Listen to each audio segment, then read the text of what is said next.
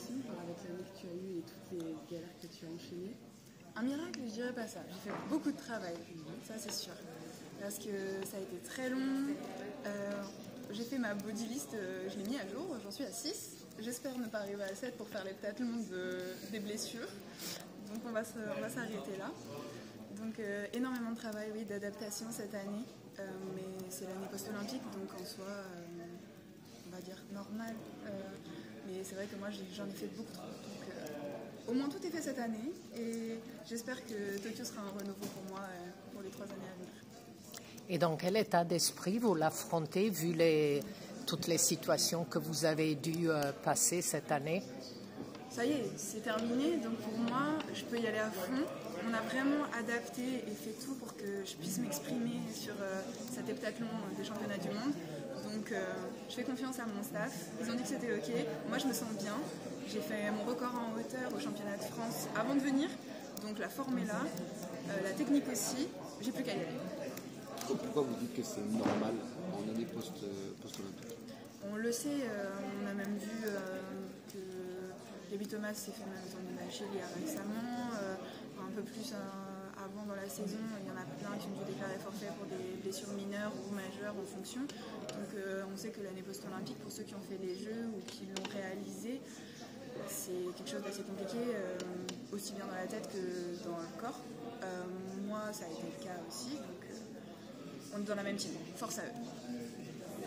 Ça a été dur aussi mentalement? Qu'est-ce qui était dur après les JO?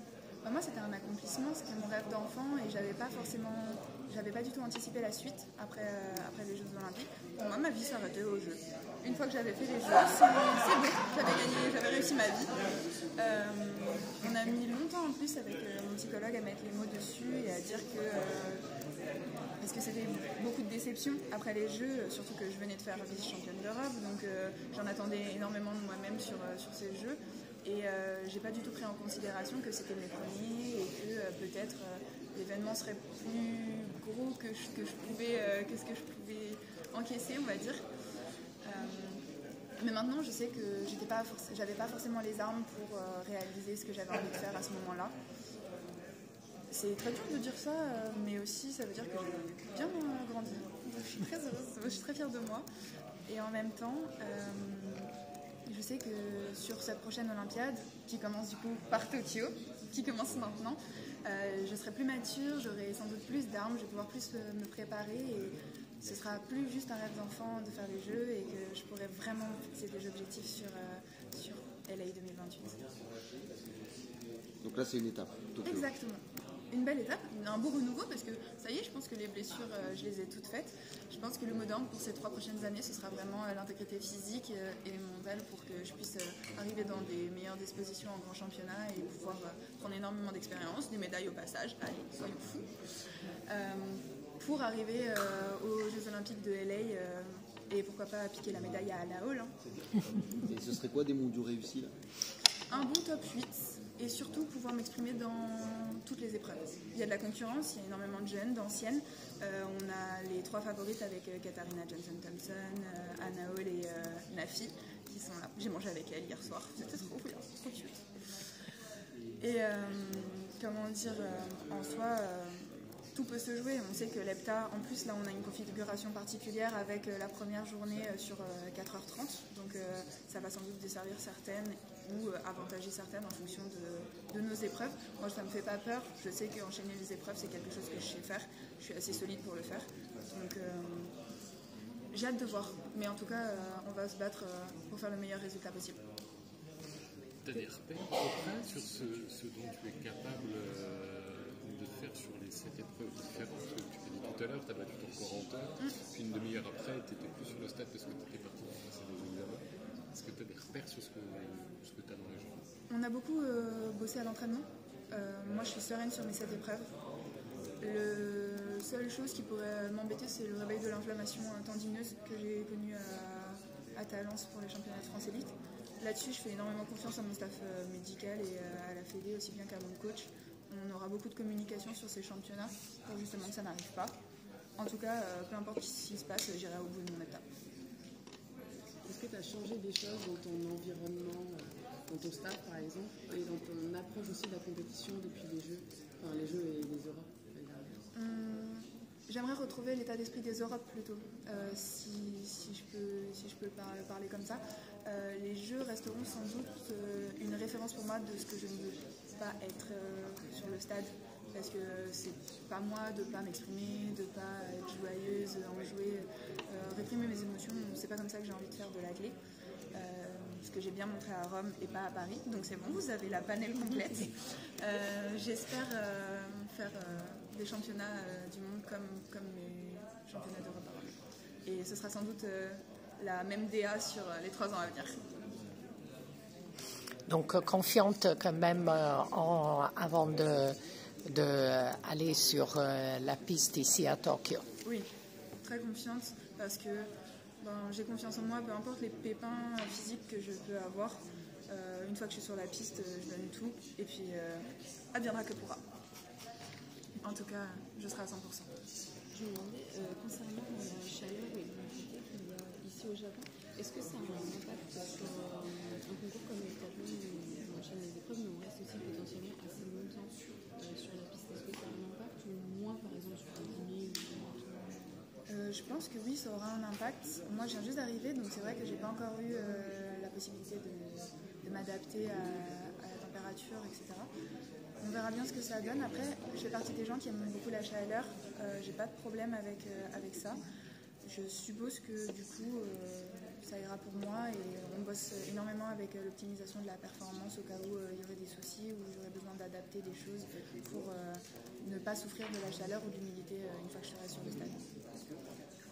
Vous pensez qu'à Paris, il y avait aussi un peu beaucoup de pression du fait du résultat des championnats d'Europe à Rome, du fait d'être chez soi? Ça a peut-être joué aussi? Bien sûr. Et aussi bien des autres qui forcément avaient vu ce que j'étais capable de faire à Rome, aussi bien de moi-même, parce que moi aussi, c'était une découverte pour moi d'arriver à faire un total aussi haut, aussi vite. Donc les deux cumulés, c'est vrai que moi-même, je me suis peut-être vue meilleure que ce que je pouvais faire, ou en tout cas, j'étais pas prête à refaire la même chose, à redonner la même énergie. Je me suis mis énormément de pression pour arriver au même résultat, en sachant que moi, ça fonctionne pas vraiment pour moi. La pression, elle est très souvent négative.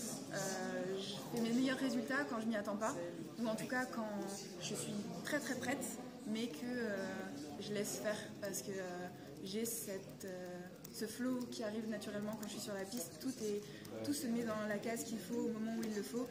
Et à partir du moment où on me demande de faire les choses, où moi-même je m'impose ce genre de choses, ça fait le petit pas de côté qui du coup fait dégringoler toute la concentration et tous mes espoirs. Donc c'est sans doute ce qui s'est passé à Paris.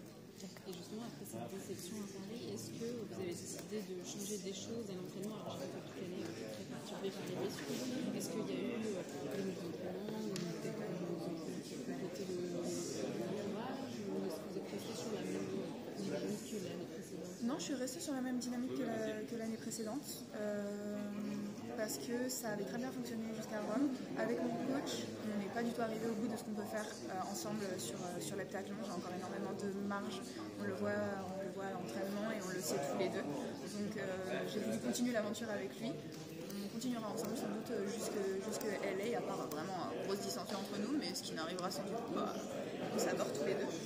On vit des expériences de ouf et on a énormément confiance l'un envers l'autre. Moi envers l'entraînement qui me procure, qui me donne. Et lui, je pense, envers moi et envers toutes les espérances que je peux faire en compétition. On bosse beaucoup, surtout techniquement, sur les sauts. Et du coup, le fait que je fasse mon record en hauteur récemment, c'était vraiment une concrétisation d'une année difficile. Mais je pense qu'il y a encore de très belles choses à faire. Justement, c'est quoi la situation de ton coach? Oui, il est toujours coach, il n'a pas eu de décharge. Ça, vraiment, il faut le dire, parce que faire les championnats d'Europe et faire les Jeux, et au final n'être pas entendu par notre ministère, c'est un peu décevant, j'avoue. On en attendait beaucoup pour pouvoir se dégager du temps et préparer LA dans des meilleures conditions que ce qu'on a fait pour Paris. Du coup, j'ai décidé de le salarier. Il s'est mis à 60%, c'était d'une décision commune tous les deux. Il s'est mis à 60% et c'est moi qui fais le restant de son salaire. Mais ça ne veut pas dire qu'il gagne plus ou qu'il reste sur la même base de salaire. C'est juste que d'un commun accord, on a réussi à faire ça pour qu'on puisse plus bosser techniquement, que lui ait plus de temps pour analyser mes entraînements, planifier aussi.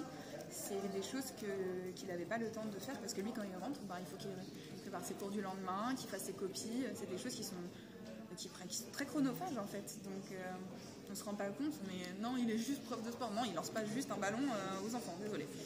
Donc je pense que ça va beaucoup nous faciliter la vie pour le reste. Ça va être un bel aménagement pour l'année prochaine. Et il a quand même pu faire le déplacement Oui, mais c'est des conditions assez particulières. Normalement, c'était top 8 ou médaillables qui pouvaient emmener leur coach dans la fédération, enfin accrédité avec la fédération. Mais comme le décathlon et l'heptathlon sont sur les mêmes jours, la fédération nous a laissé la possibilité d'emmener notre entraîneur personnel.